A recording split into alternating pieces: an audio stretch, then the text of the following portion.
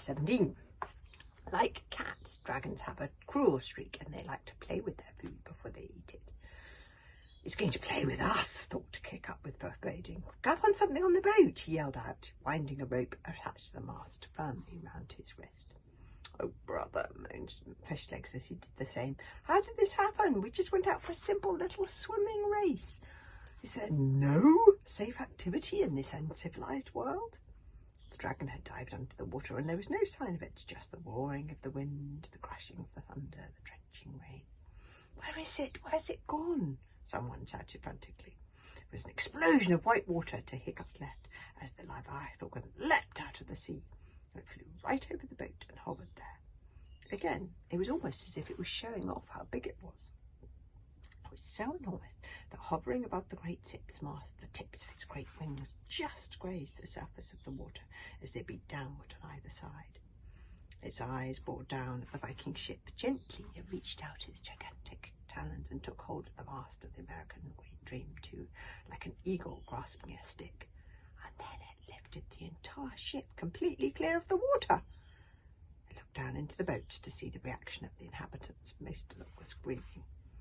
The great sea dragon gave the ship a little shake, sending the Vikings inside it catapulting around the neck like marbles, and then it dropped the American Dream 2 back into the water again.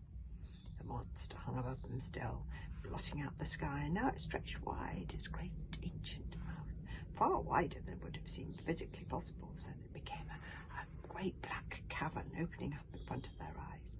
Like an enormous spitting cobra, the sea dragon began to kiss.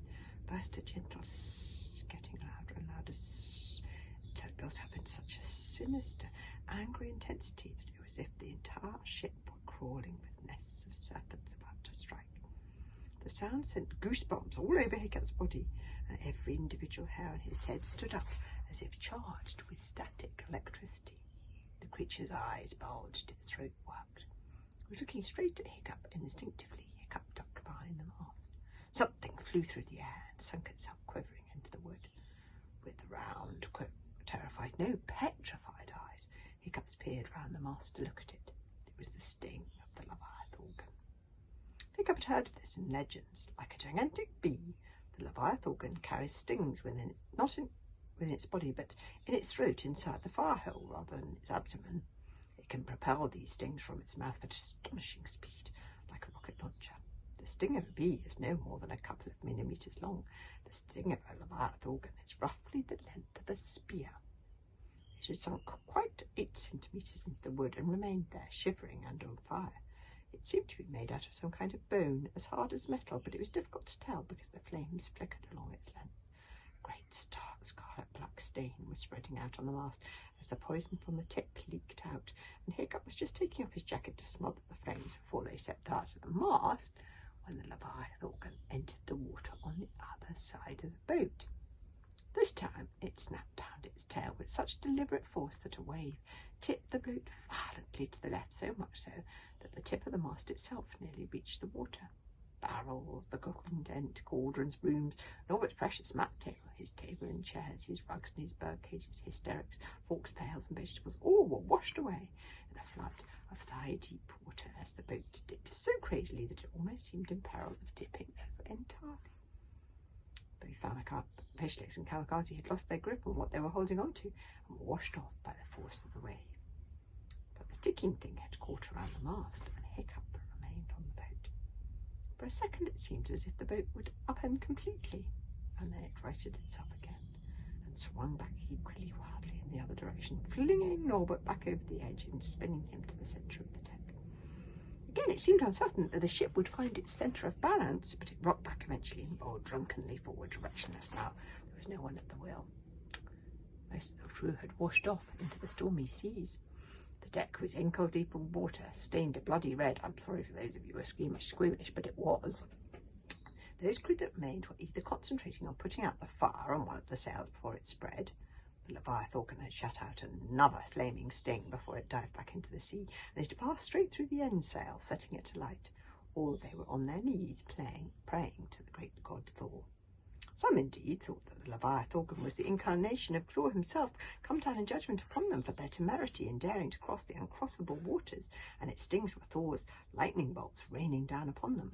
Many had now abandoned the American dream too as a hopeless cause, a lost ship, and were even now striking out for land as their only hope for survival.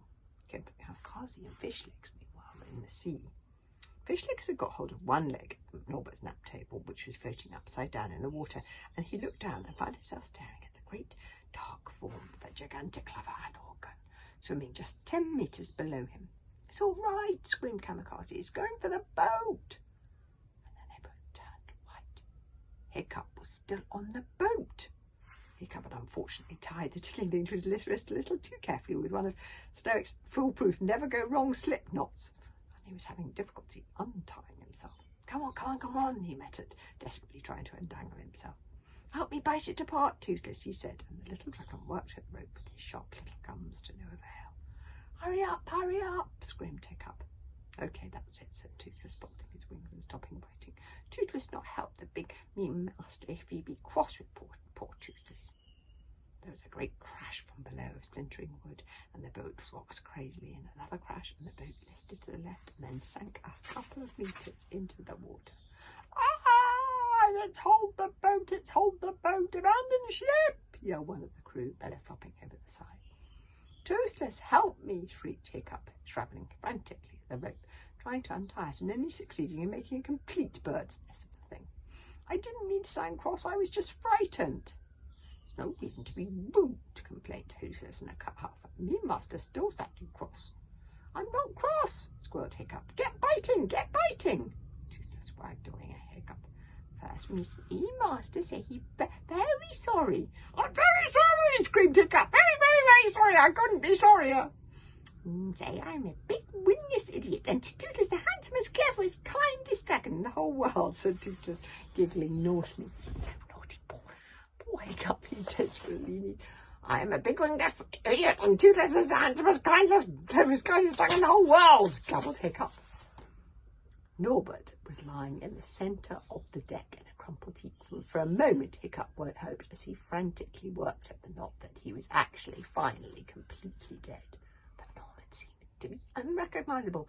He quivered a little and then rolled like a nightmare from the deck, as he did in so many of Hiccup's dreams, a limping sack of bones and muscles, with murder in his eyes. His clothes were in dripping tatters around him. His face was contorted in fury.